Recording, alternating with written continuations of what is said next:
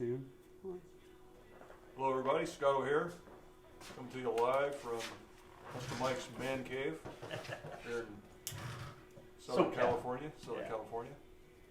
We're just hanging out today in a bit of a self-quarantined environment. Yeah. So, working on a few things. We got a whole list of things that we can go over with. Yeah. We've had a good weekend overall.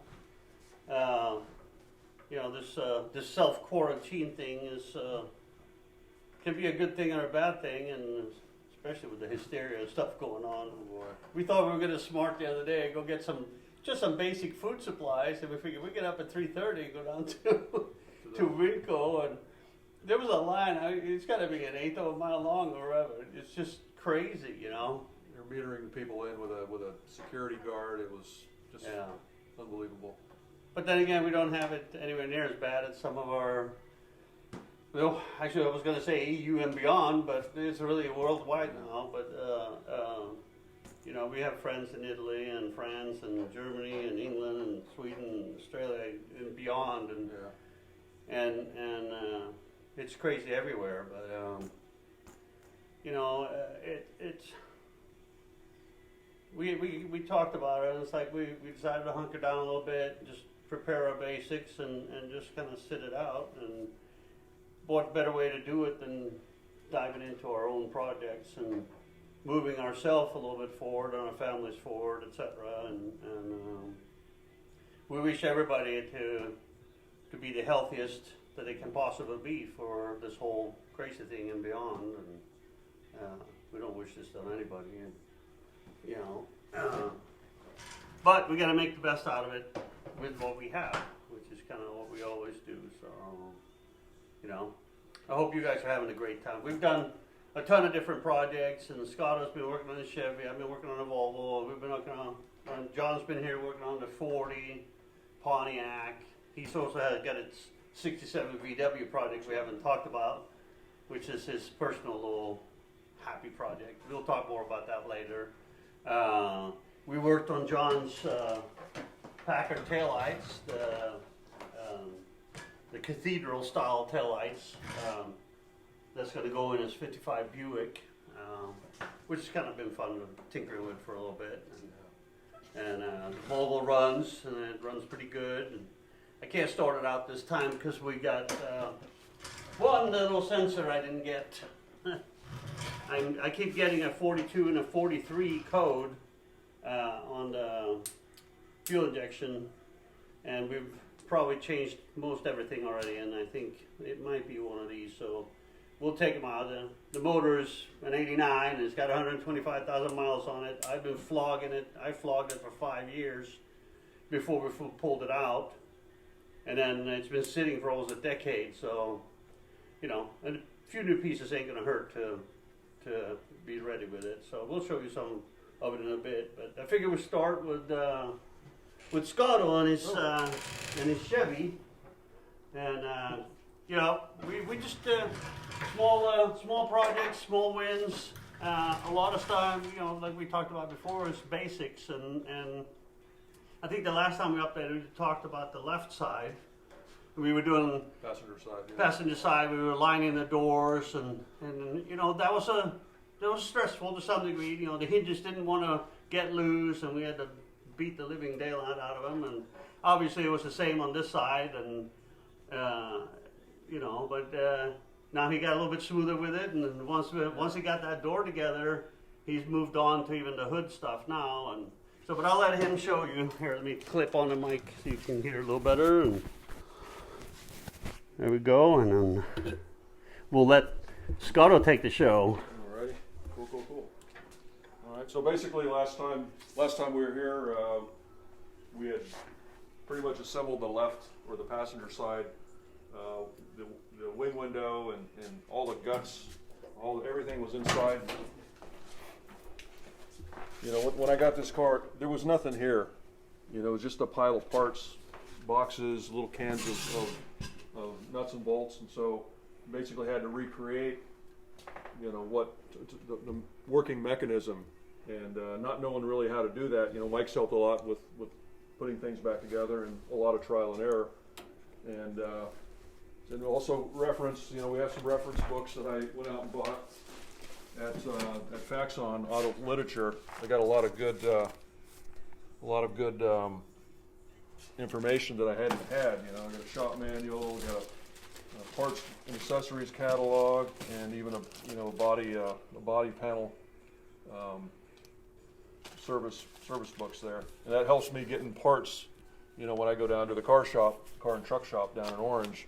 So finding some of the small stuff is important to have the right reference. Yeah, it's good too because you get the part numbers out of there. It makes it hugely easier to find stuff online.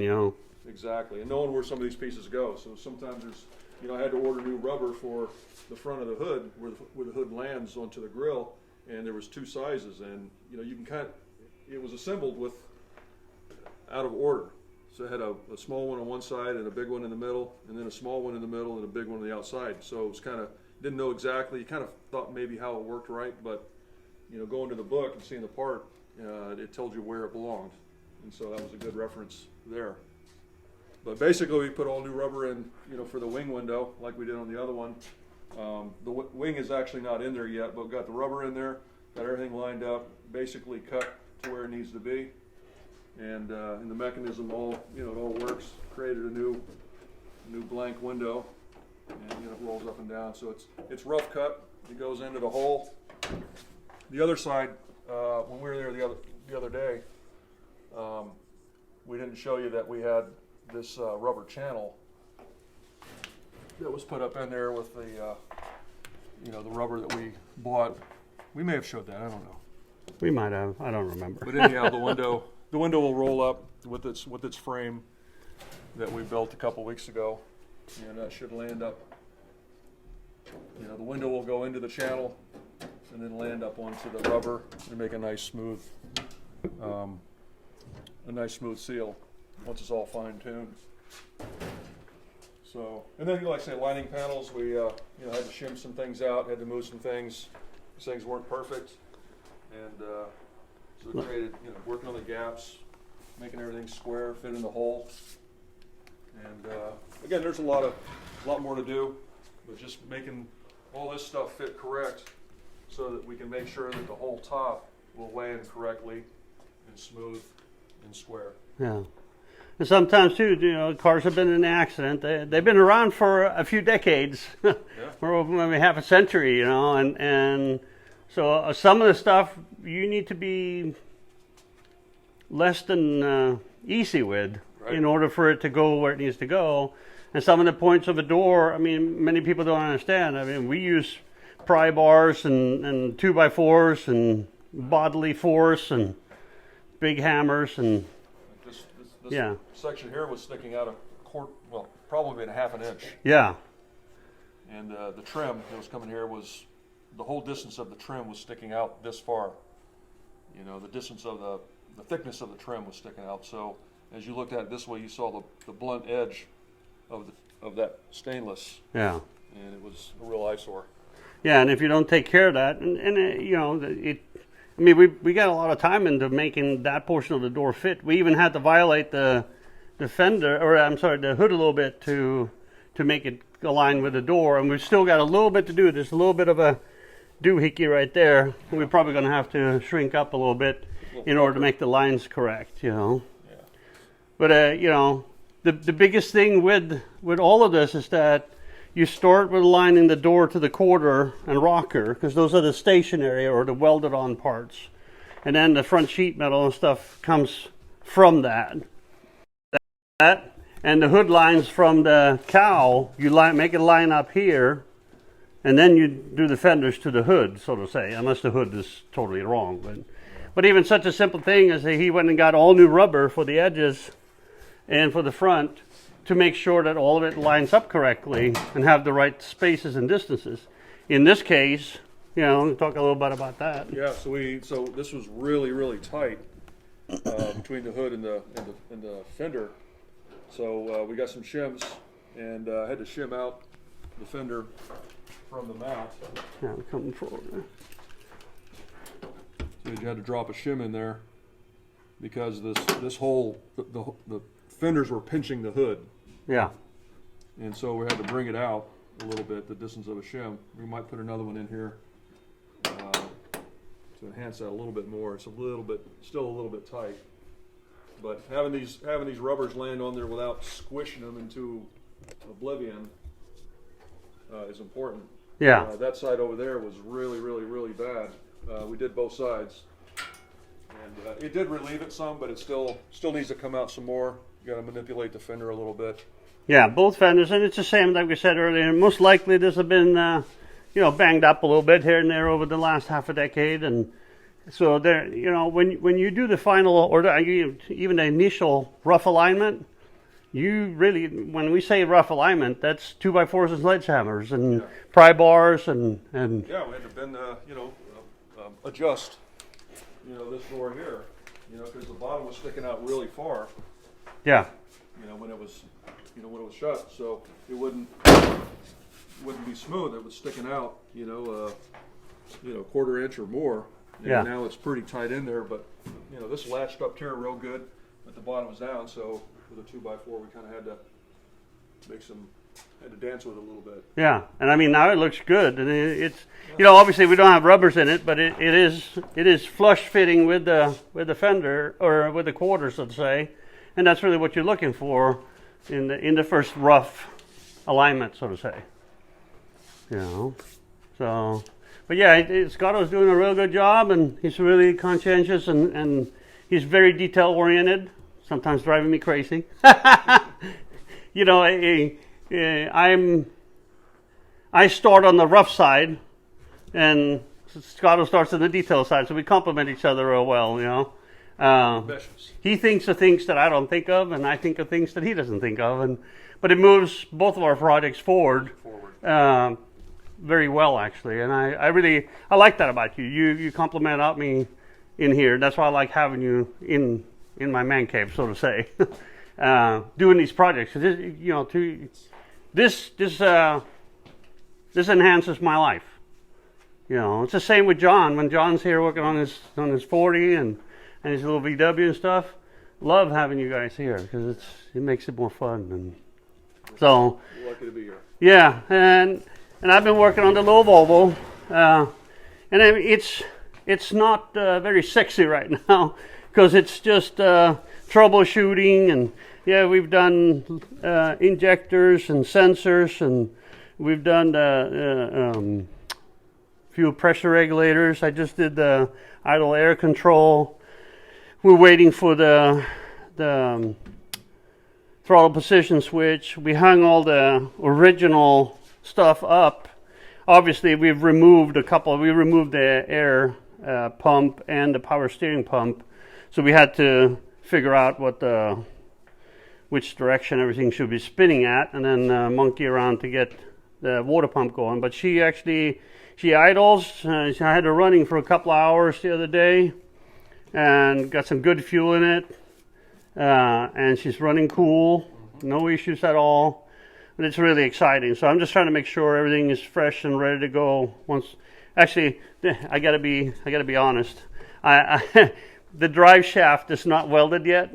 It's only in there with a sleeve on it, and I'm not gonna weld it until I have this thing running perfect and the top's on. But the minute I weld that thing, I'm gonna want to do a burnout in here. Kind of do termite control or pest control, so to say, in here. But so. A lot of little things in here. Get the nubs off the tire. Yeah, we got to get the nubs off the tire. That's right. We can't have all this going on. We need to shave the tires a little. Maybe we'll rotate them after I burn out the rear ones. So yeah, and then we figured out, like I said earlier too, we had a little leak in one of the lines, so I have new lines that I'm gonna get ready to put in for the fuel injection. The return line's got a little crack in it. All those little things you figure out as you go along.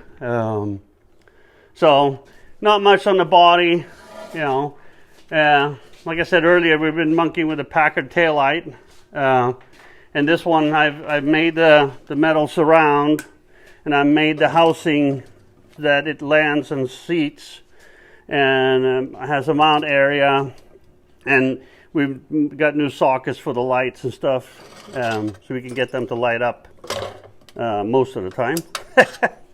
If I can get this ground back on, maybe. There she is.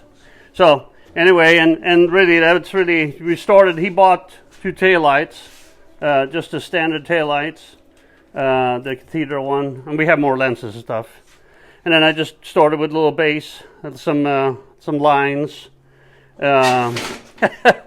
Jeff's asking if traction is going to be a problem on the Volvo. No, not at all. There'll be a lot of loss of traction on that one with 195s. Absolutely zero. But that's done. Yeah, there'll be zero traction. And I'm doing that on purpose because the rear axle in the Volvo wagon is not, especially in the 64. You know, it's a tapered fit, and it has a keyway, and it's just designed for about what, 84 horsepower? Yeah, it's not. It's anyway. So I figured traction is my savior, so to say. So I hope that answers your problem or your questions, Jeff. Anyway, so then you have the upright. You have the pieces that the edges are going to land on. For the seal to the body, and then the back for the mount in the rear, and that's the cup for the taillight and turn signal. Kind of an anti-theft device. Yeah, anti-theft device. Through that. Yeah, that'll be anchored to the car inside the quarter panel, so nobody can take the light out. You know, and then this is what it looks like all assembled. I wanted to make one completely ready to go in the car type of deal, and make sure all the lights work. And they're bright as hell with a 12 volt in it. And these are just regular bulbs. Yeah, you shut the light off for a second just so you can get a feel for it. But yeah, these are going to be nice and bright. And John even got new lenses. I haven't put the new lens on in the rear or for the tail light, or for the backup light, but it's going to be pretty cool, I think. So anyway, and we've also monkeyed around with. John's been working on the 40 with the rear end, and we were going to use the 54, but then we found all the stuff, and that's where and I got to, comment also on the books. Same, we bought a bunch of books from Faxon too, and we get the shop manual and the owner's manual, and we have all kinds of different, and the master parts catalog is one that's really good. Have all the part numbers and all that stuff in it, and it allowed us to be able to find and source all the pieces for the rear end. And some of these are in original packaging, original Pontiac packaging, and even this ring gear and stuff came with the original oil from 1940 in a factory package, which is really cool. But we were able to find all the seals, all the bearings, even though the rear end companies couldn't. Right, because there was a mix of rear end companies, right? Yeah, that's right too. The parts book helped define exactly the parts that were commingled with different manufacturers. I forgot about that. Yeah. So this rear end is supposed to be a Hyatt bearing rear end, and there were 2 rear ends in 1940, a Hyatt and an ND bearing, if I remember correctly. And don't quote me on that, but so what? They probably, because it was, around the war times and stuff, they ran out of parts. So they got a Hyatt bearing setup, but they used an ND bearing ring and pinion, and it's machined for different size bearings for the pinion than the Hyatt bearing housing is supposed to have. And that's one of the things that made it really hard for us to find all the right parts, especially for the other company that's not used to doing it. So, but John spent many hours doing a bunch of search online to nail down and find all these parts. So now we're just going to have him come out and put it all together for us. So that's another thing that we've been done monkey with. So, and for those who asked, there's the back shot of Scotto's awesome custom with the custom tail lights and all the cool stuff. Anyway, so another thing we've been struggling with too is my RV. And last time when we were at Pomona, sorry, I'm grabbing the saving tool. We heard a big boom and boom, boom, boom, boom, boom, boom, from the generator. And, this thing, I got to tell you, the RV manufacturers are not thinking about servicing, especially on this one. This is a 92 Rockwood. And this cradle, which that generator is bolted to, and it's bolted there so you can't get to the bolts for the cover of the generator to get to anything.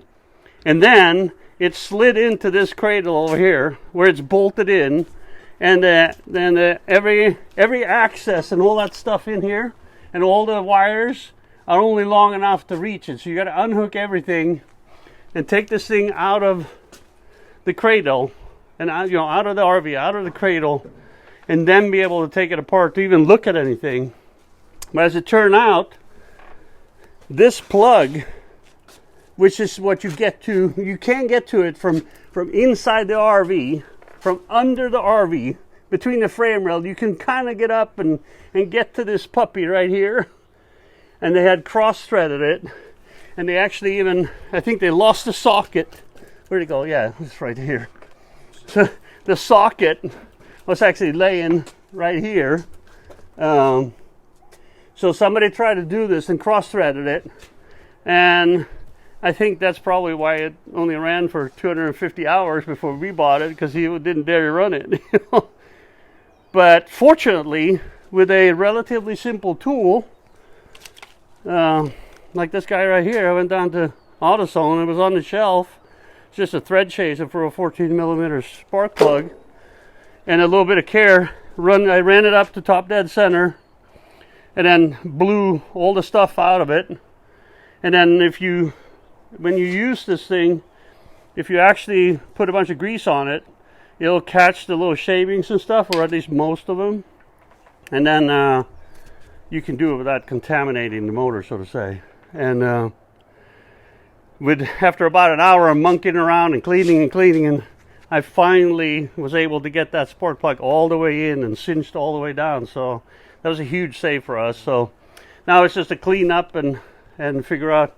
I'm going to make some access holes in that stupid cradle, so at least I can take the cover off, and maybe even try to make a rollout, but we'll see how it goes. Figure out, maybe lengthen some of those access cables and stuff so we can roll it out a bit to do some level of servicing without taking the whole coach apart. But and in the process of moving the coach so we could get this thing out, with all the rains we have, we actually buried it back here, and it took us a little while to get it out. You got stuck. It was slipping. Yeah, it was slipping pretty good back there. Too, moving back and yeah. forth. Nothing like slip and sliding with a 18,000 pound RV in the mud. Yeah, I don't want to do that again. I don't know if we showed this one, but this is John's little couch. Why don't you show the roll around too? It actually has on casters. Yeah, we got a few little things left to do it. The turn casters on the other side. Oh, yeah. That one goes back and forth. Jeff says they're all 10-minute jobs. Why don't you say, hey Jeff, I'll pay you for 10-minute jobs, no problem. Come on down here. But anyway, yeah, this should be pretty cool. John's gonna have he's ordered taillights and stuff, and he'll come here and sand and stuff on it, and then we'll make the taillights light up. We might even put a stereo in it, and then he'll go have the what do you call it, the chrome and the paint and all that stuff done to it. But it should be pretty fun. Sculpted it to fit. Yeah. You know. So a lot of little hours in that one too. No, I'm sorry, a lot of little 10-minute jobs in there, like Jeff said. So anyhow, pardon? What Jeff is that? Jeff Gerlach. Oh, okay. Yeah. So anyway, that's kind of a little bit of an overview from us, and let me set this back up again and get ourselves comfortable. And I'll respond to the comments later on. I'm trying to be having fun. We'll put this down. We'll be a little louder, I promise. Okay, we can see both of us. So, yeah, it's been an interesting few weeks, and actually, I have to do something. Actually, let me do that real sweet. I have to change my cap. Just to be supportive of my friend here in France, McCoy Speech Shop, and I wasn't wearing it during this, but you know, in my precious cabinet where all the cool stuff is at, where many of our cool friends have added their little happy stuff, is a hat for me too that he sent from France. So right there with Hills and Company and Piston Broke and many other ones. So I'm going to put it on right now. Thank you, France. And you know, they're already on here too. So not only are they in the cabinet, but now it's on my head. Anyway, Big thank you for sending us a really cool ball caps. Yeah, we appreciate it a lot. Christmas boy. Very cool, very cool. Thank you know, we're very fortunate to have been able to connect with people of like-minded individuals, and I think the glue here is the car culture. And we've been pushing pound custom culture without border for a long time for a multitude of reasons, and some people misinterpret it, and some people don't. But it's just about what I found. I mean, I'm originally from Sweden, and I have friends all over the world that love cars, and I can tell you there's rarely more than 6 to 8 weeks that go by without somebody stopping by and or staying with us for whatever reason. But the common glue is the car culture, whether it's original cars or customs or hot rods or Mustangs or I don't care what it is. You know, I mean, we beat each other up over a bunch of stupid stuff. The Mustang going off the road and this, that, and the other. Mine's faster or yours are slower. Or, you know, brand loyalty, and all those things. But genre. You know, and we're even. I mean, I haven't talked about this either. I want to talk about that. We actually brought on board Juan Villalba from Argentina that now lives up here in Chino area, and he's just a true car guy, and all his friends from Argentina and beyond, and part of the reason we did that is as almost half our audience is from South America and beyond, with a huge following in Argentina and Brazil and that area of the world, and bringing Juan on was a natural for me. It doesn't mean we're going to go all Spanish. It means that we're going to be a custom culture without borders. And there may be other ones later on too, but I'm really encouraged by Juan's attitude, his connection and friends. Enthusiasm. Pardon? His enthusiasm. And the way that he gives coverage in both languages so that everybody can follow. And you know, he's just one of the Dream Team members, and there's a whole slew of them that are doing live shows for you from their perspective, and I think that's part of what makes us unique in ways, because you never know what you're going to see. Because what I like is not the same that Scotto likes, which is not the same that Army likes, and you know, I know different stuff than Scott knows, and different stuff than Army does, and you know, she's a lot cuter than I am too. But I always keep thinking about when I first pushed her to do a live and she didn't want to do it, and now she's a total natural and just want to go do it. It's fantastic, you know. You should watch some of the covers that she does for your guys' cruise night. Would you tell them a little bit about that? Yeah, it's called Coffee and Clutches. It's a monthly event. We have the first Sunday of every month up in the San Francisco Bay Area, the East Bay, Brentwood, and I'm down here for a while, so. Her and our other friends, JR and Jen and Tony, they are handling it right now, although it's been suspended because of the current coronavirus and the distance requirements that the government's putting in place or suggesting that we do. But yeah, she does a lot of 6 feet. 6 feet.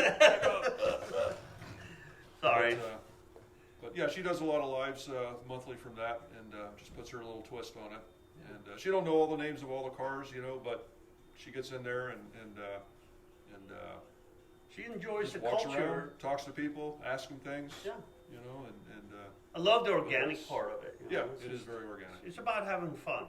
It's about getting together and you know, I love that part. And that was the whole essence of what we did was just to get car people together and hang out for a couple of hours and just it doesn't matter. It's non-denominational as far as cars go. Bring what you want, anywhere from an exotic European car, to, a Volkswagen or a Pinto for crying out loud. It doesn't matter. There's been some hot Pintos, Yeah. So we all make fun of them, but we all love the culture, and talking about culture too, it's like our family. And in these times, what should we not forget? Family. Yeah. Call your family. Call your family. So it's we've had a few friends that have had some stuff happen, and it brings it to the forefront, and especially with what's going on. We wish everybody to be as healthy as humanly possible, and we wish everybody to be able to get back to normal as soon as possible. And, just keep wrenching and do the best you can, and take care of your. Finish up those projects. Get working on those little things that you've been shelved, since we're kind of hanging out and quarantining ourselves. If that's what you want to do. Yeah. So that's kind of a man cave wrap up from SoCal and Scotto and Mike, and we love all of you guys and gals that follow us from all over the world, and it's really exciting for us to just share this portion of our life with you, and we try to share what we do on a regular basis so that you get to see and experience that part, and it's just been a lot of fun. So I'm very grateful. I appreciate that you guys hanging with us here at Customikes. And thank you, Scotto. I mean, the other thing I want you to think, they're all volunteers. They all do this for the love of the culture, and they have day jobs. So if we don't respond or we don't do exactly what you want, it's not because we don't want to. It's because sometimes we just don't have time. So anyway, I appreciate you, Scott, and all the other Dream Team members. And if you like a specific Dream Team members stuff, tell them. Make sure they know, because that goes a long way towards their drive to do more, which is kind of what you want anyway. So I think that I'm about good there. You got anything else? Nope, we're good. Beautiful. Thank you all. Love Thank you. you. Thank you for hanging Customikes. See ya.